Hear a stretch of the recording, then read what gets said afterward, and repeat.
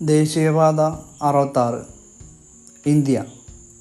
ദേശീയപാത 66 സാധാരണയായി NH66, മുൻപ് NH17, NH47 ഒരു ഭാഗം എന്നറിയപ്പെടുന്നു. 1640 കിലോമീറ്റർ, 1020 മൈൽ ദൈർഘ്യമുള്ള 4 വരിയുള്ള തിരക്കേറിയ ദേശീയപാതയാണ് ഇത്. വടക്ക് തെക്ക് ഭാഗത്തേക്ക് പോകുന്നു. പശ്ചിമഘട്ടത്തിന് സമാന്തരമായി ഇന്ത്യയുടെ പടിഞ്ഞാറൻ തീരം. ഇത് മഹാരാഷ്ട്ര, ഗോവ, കർണാടക, കേരളം, തമിഴ്നാട് സംസ്ഥാനങ്ങളിലൂടെ കടന്നു പോകുന്നു. മുംബൈ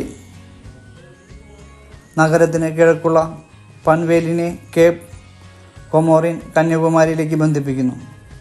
റൂട്ട് വിവരങ്ങൾ: നീളം 1640 കിലോമീറ്റർ, 1020 മൈൽ.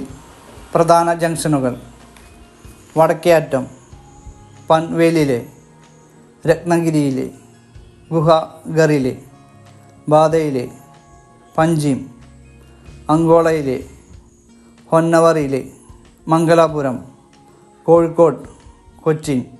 തെക്കേറ്റം കന്യാകുമാരി.